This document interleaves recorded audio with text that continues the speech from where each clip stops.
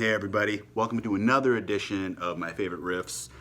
This one's Megadeth Sweating Bullets. It's actually more about the song than just one riff or anything like that. It's got so many great techniques, so many little stylistic things that are super cool. I learned this when I was young. Came out, around the Black Album, and those were the glory years for me in learning this type of stuff. From the Black Album, Countdown to Extinction, Vulgar Display of Power, Far Beyond, like the Sepultura stuff, that whole era. And the Countdown to Extinction record, absolutely enormous. So many cool things. Dave and Marty, just fantastic players. So many awesome little tricks, so many awesome little chords, cool things.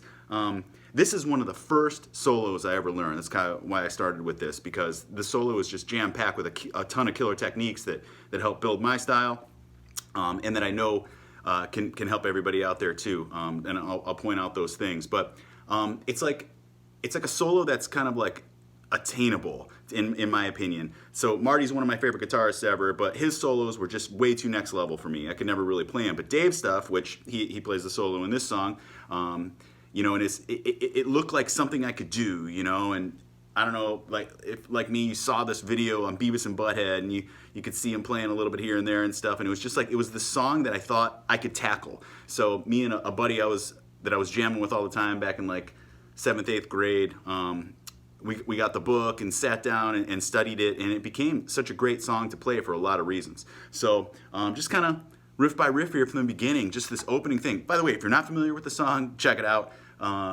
Megadeth, Sweating Bullets off the Countdown to Extinction record. The whole record itself, I mean, it probably sounds like it's from the 90s nowadays or whatever, but still just so much great stuff. I mean, and forgive me if you're like, duh, no Countdown to Extinction. So anyways, I'm just trying to cover all the bases here, but killer record, fantastic for guitar players. Learn it, because you should. Check it out. The opening riff.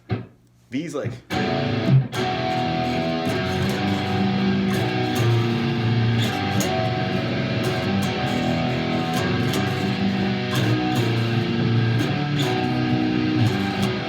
So the tab's everywhere online, so you can see all that. But Mustaine has like all sorts of these cool little chords and like extra notes he puts into chords that make them, to me, sound more musical. They have more melody. But he does a lot of these reverse type chords, which I call the reverse power chords. He's even doing them down here. So it's just like I'm on 2 on the 6th string, 1 on the 5th string. Makes that cool chord. You can move it all over.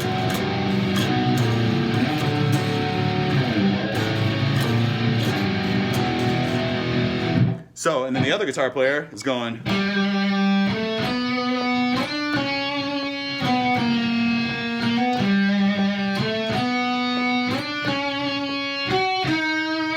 He's doing that along with this. So those are the type of things, if you have somebody to jam with, that are just so fun, that I enjoyed growing up playing those type of things, like Metallica stuff, where it's like 2 guitar type stuff, where it's cool melodies over things, which you don't hear a lot of the time nowadays in modern music, where 2 guitar players are just coming up with their own stuff. Everybody's just playing rhythm, chugging the same thing or whatever. But that type of stuff is beautiful in metal music. Megadeth's a great example of that. So that opening riff, check it out, learn it. Super cool. Just will expand your mind in terms of melody and chords and things like that. Then just kind of these weird verses. Hello, me, meet the rear. Simple power chords there. Into this chorus.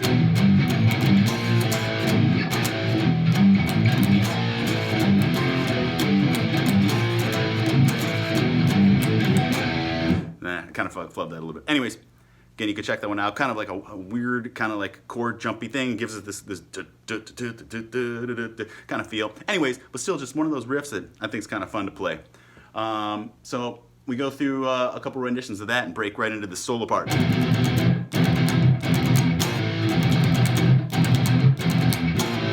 And then, so this is where I said, like, for this solo, I started thinking, like, man, I could play that. It taught me a little bit about vibrato, because it comes in like this.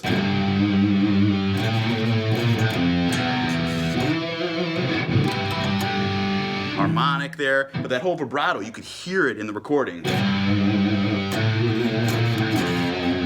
So I wanted to emulate that. You know, I wanted to be able to play it like that. And I'm going to say something huge about vibrato here that I'm going to say a lot more times, and I can't believe I've waited this long, but I was told once that vibrato is not in the fingers, it's in the wrist, by a great player, good country guy, rock guy, but more so country player, could play the banjo, all that kind of stuff and everything. He was sitting there watching me record solos for the impossibility of reason, and he's watching me play, and he's like, hey man, let me just show you something. Good vibrato comes from the wrist. Turn in your wrist like that. I'm doing that with my wrist, not my fingers. The fingers will be... in fact, I can't even not do it with my wrist anymore, but... So, that smooth vibrato and the strength.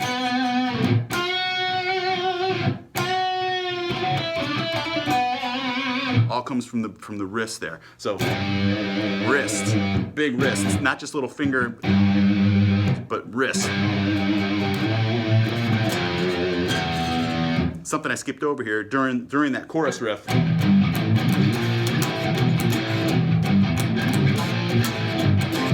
Marty is doing this.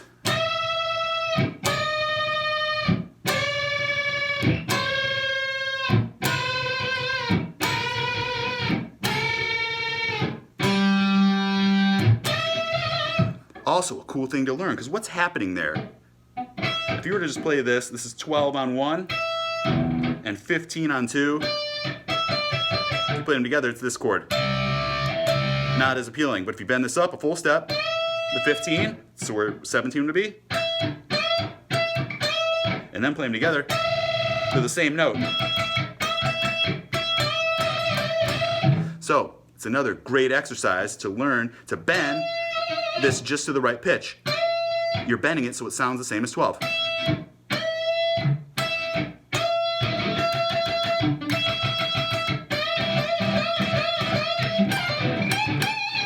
So he's going, then just moving down chromatically.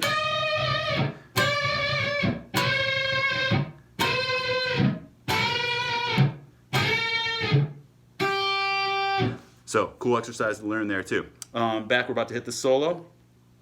Just chromatic.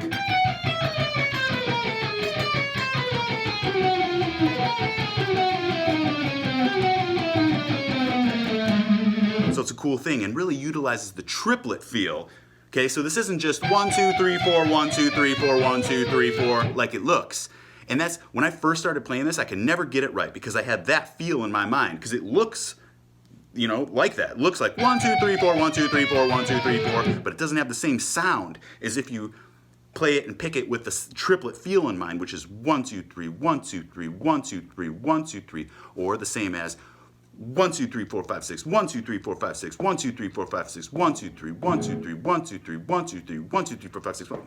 Actually, I screwed that up. 1, 2, 3, 4, 5, 6. 1, 2, 3, 4, 5, 6. 1, 2, 3, 4, 5, 6. You gotta think of it like that. 1, 2, 3, 4, 5, 6. 1, 2, 3, 4, 5, 6. Not the notes that I'm playing, but the picking. 1, 2, 3, 4, 5. 1, 2, 3, 4, 5, 6. 1, 2, 3, 4, 5, 6. So you're kind of splitting it in half, doing the first 6 notes, then the second 6 notes. And it gives it that triplet feel.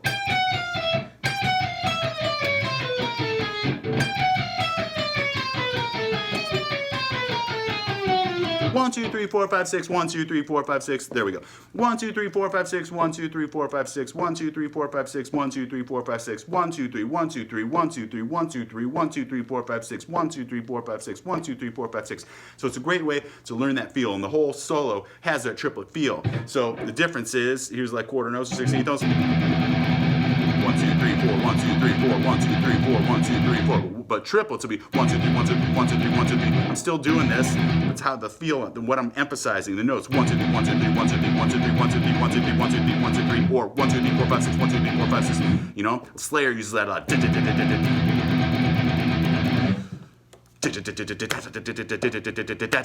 Or even halftime, you know, stuff like that. So real cool feel.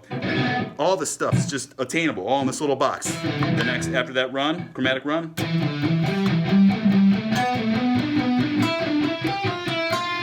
So stuff I could play as a young guitar player, so it felt good to be able to accomplish a solo, to be able to play a solo. And really, like I said, that was probably one of the first ones I ever learned, and that gave me confidence to then keep soloing and learning more stuff, getting the books, learning more of Kirk's solos, more of Mustaine's solos. So just great all around. Great song. That's why I chose this for all these examples. Moving down after the solo into, oh yeah, this thing, even this thing is easy. That we just a cool little run. Dave does those things all the time or whatever, but hearing that and how it's cool it sounded and just being able to play it or whatever was a great accomplishment as a guitar player. Then we break into this cool riff. Whoops.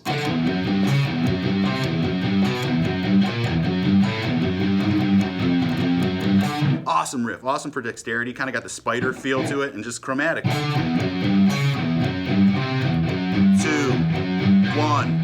open.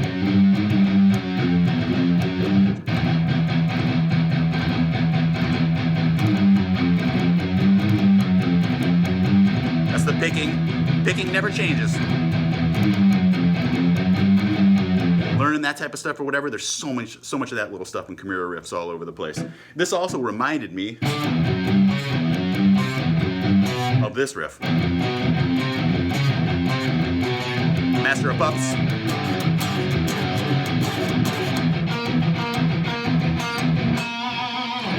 So, awesome riff. So that kind of does it, you know?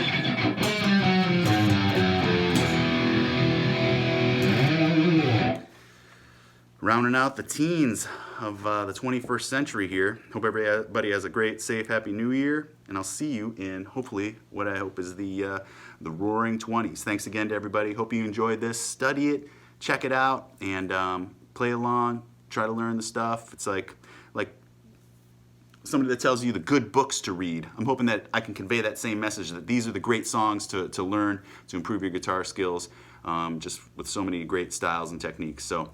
Happy shredding, everybody. Cheers. Thanks for watching. Peace.